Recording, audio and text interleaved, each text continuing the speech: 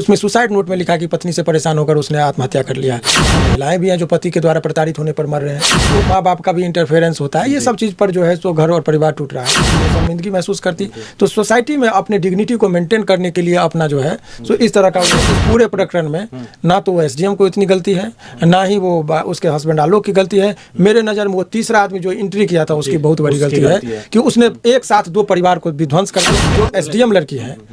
उसके भी परिवार को विध्वंस करा, उसकी समझदारी थी, उसको इमोशनली देखिए लड़की सॉफ्ट होती है, उसको बहला फुसला के भी बहुत चीज़ किया जा सकता है। कुप्रभाव हमारे समाज पर पड़ रहा है। जो महिलाएं अच्छी हैं उनके भी सम्मान में कमी आ रही है। देखिए हमारे साथ अभी पटना हाई कोर्ट के चर्चित वकील शिवनंदन भारती जी के पास, तो इनसे जानेंगे कि जो अभी प्रयागराज में घटित घटना है, देखा होगा किस तरीके से आपने आलोक मौर्य नाम के पति को एसडीएम पत्नी जो है वो शादी के 13 से 15 साल के बाद छोड़ देती है। और आलोक मौर्य जो है एक गरीब परिवार का लड़का होता है। गरीब परिवार में रहते हुए भी आलोक मौर्य अपनी पत्नी को पढ़ा लिखा कर एसडीएम बनाता है और उसको कहीं ना कहीं बाद में जाकर धोखा मिलता है। इस रूप में इस केस को देखते हैं। देखिए, तो मेरा व्यक्तिगत यदि देखेंगे तो मुझे लग रहा है कि समाज में इस तरह की चर्चाएं से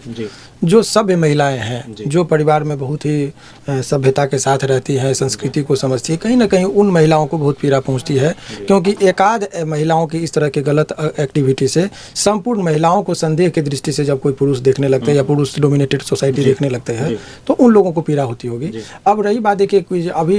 जो जिस तरीके से इस तरह का जो चीज़ हो रहा है, ऑनरेबल सुप्रीम कोर्ट का हाल ही में एक आया कि कुछ धाराएं हैं जिसका मिसयूज हिंदुस्तान के अंदर बहुत धड़ल्ले से हो रहा है। जो 376 हो गया, 498 हो गया जिसमें प्रताड़ना का, पत्नी को प्रताड़ना का बात है, या फिर आप देखेंगे तो 354 हो गया, छेड़खानी का जो मामला है, इत्यादि चीज़ों में देखिएगा कि कहीं ना कहीं जो है सो इस धाराओं का बहुत अनुचित रूप से लोग माने दुरुपयोग करने लगे हैं महिलाएं। तो अभी का जो ये परिप्रेक्ष्य है, तो अभी एक चीज़ की आवश्यकता महसूस की जाने लगी है कि महिलाओं के लिए वीकर सेक्शन के लिए कानून जिस टाइम में बना आईपीसी का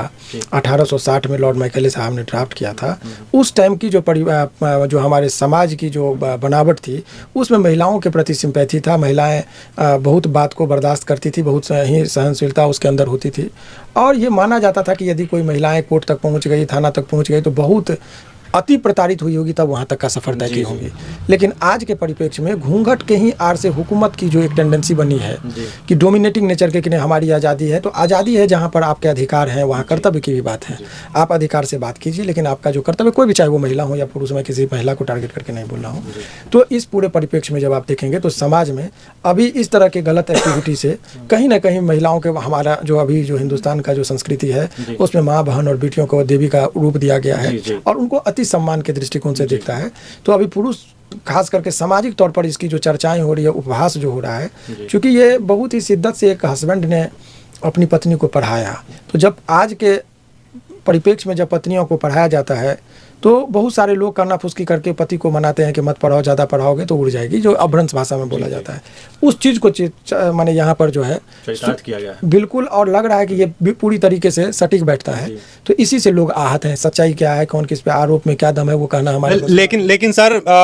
आप पटना हाई कोर्ट के अधिवक्ता हैं, तो अगर आपके पास यह केस आता है चलकर, तो इस केस को आप किस ट्रायंगल से देखते हैं? मतलब गलती जो है, आपके पास इस तरह का अनेकों केस आते हैं, मैं आपको बता रहा हूँ, अनेकों तरह के केस आते हैं, और ये कोई पहली घटना नहीं है जिसकी उजागर हो गई है। अनेकों केस आते हैं, लोग सुसाइड कर लेते हैं। अभी हमारे पास 3 केस ऐसे आए इस साल में, जो उसमें सुसाइड नोट में लिखा कि पत्नी से परेशान होकर उसने आत्महत्या कर लिया, और बोला कि किसी पर केस नहीं कीजिएगा, हमारे बच्चों को। बहुत सारे लोग हैं, लेकिन बहुत सारी महिलाएं भी हैं जो पति के द्वारा प्रताड़ित होने पर मर रहे हैं। ये दोनों भी, लेकिन पति के प्रति यदि जिस तरीके से शादी होते ही दबाव होता है कि आप अलग हो जाइए, माँ बाप को छोड़ दीजिए, अपने ही धुन में रहिए, तो ये सब जो चीज़ साइकोलॉजिकली जो बढ़ा है, खास करके घर टूटने में जो वाइफ की जो माँ बाप का भी इंटरफेरेंस होता है, ये सब चीज़ पर जो है तो घर और परिवार टूट रहा है, तो वो तो अलग है। इनके मामले में आप देखेंगे यहाँ ईगो का लड़ाई है। वो देखें कि हमारे इक्वालिटी में जो लड़का है वो सोसाइटी को हम दिखावे के कल्चर के वजह से इस तरह के संबंध में इस तरह के दरार आए हैं। लड़की देखी कि हम एसडीएम बन गए और लड़का सफाई कर्मी है, तो इसके पैरेलल हम है नहीं, परिचय कैसे देंगे, वो शर्मिंदगी महसूस करती। तो सोसाइटी में अपने डिग्निटी को मेंटेन करने के लिए अपना जो है तो इस तरह का वो अपने सोसाइटी के अकॉर्डिंग, मतलब कर्मचारी होने के पूरे प्रकरण में, इस पूरे प्रकरण में ना तो वो एसडीएम को इतनी गलती है, ना ही वो उसके हस्बैंड आलोक की गलती है। मेरे नज़र में वो तीसरा आदमी जो एंट्री किया था उसकी बहुत बड़ी गलती है कि उसने एक साथ दो परिवार को विध्वंस किया ही। उसकी लड़की जो एसडीएम लड़की है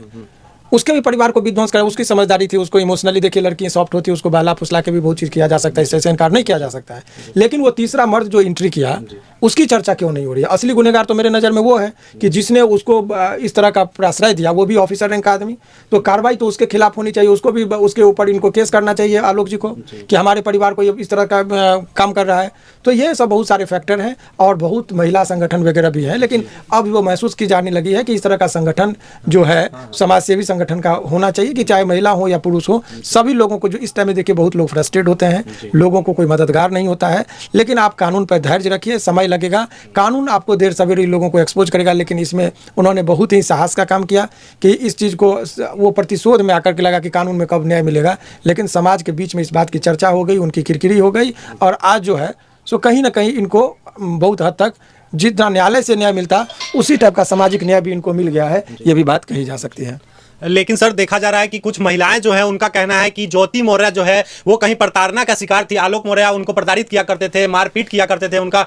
मतलब गलत स्वभाव जो है आलोक मौर्य का अपनी एसडीएम पत्नी की तरफ था, इसी कारण से उनका रुख जो है किसी और पुरुष के साथ संबंध बनता है और इस तरीके का मामला सामने आता है। देखिए ये केस के फैक्ट पर जब तक कि कोई जानकारी आपके ठोस आधार ना हो उसको पब्लिकली चर्चा करना हम लोग जैसे लोगों के लिए उचित नहीं, इसलिए कि आरोप है, आरोप में कितना दम है, कौन सही बोल रहा है नहीं बोल रहा है, ये बहुत चीज़ पर निर्भर करता है। मैं इस पर इसलिए आपके साथ चर्चा में आया, मुझे लगा कि इसका कुप्रभाव हमारे समाज पर पड़ रहा है, जो महिलाएं अच्छी हैं उनके भी सम्मान में कमी आ रही है, उनके प्रोटेक्ट के लिए मैं आया हूं। लेकिन व्यक्तिगत तौर पर केस में क्या आरोप लगाए, आरोप लगाने से ही साबित नहीं होता है आखिर। लेकिन इस पर एक चीज़ की कमी हो रही है कि यदि लगता है कि एसडीएम साहिबा को कि उनके ऊपर आरोप जो लगाए गए हैं वो बेबुनियाद है, तो उनको भी अपना चीज़ पक्ष को सामाजिक तौर पर रख देना चाहिए ताकि उसको भी एक डिफेंस का मौका मिले। लेकिन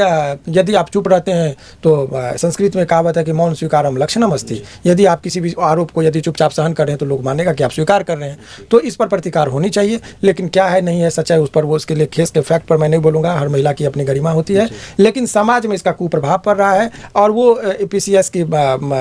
कंप्लीट की हुई है, एक जिम्मेदार पोस्ट पर हैं, तो उनको सामाजिक पहलू पर जरूर नज़र रखनी चाहिए कि आप यदि गलत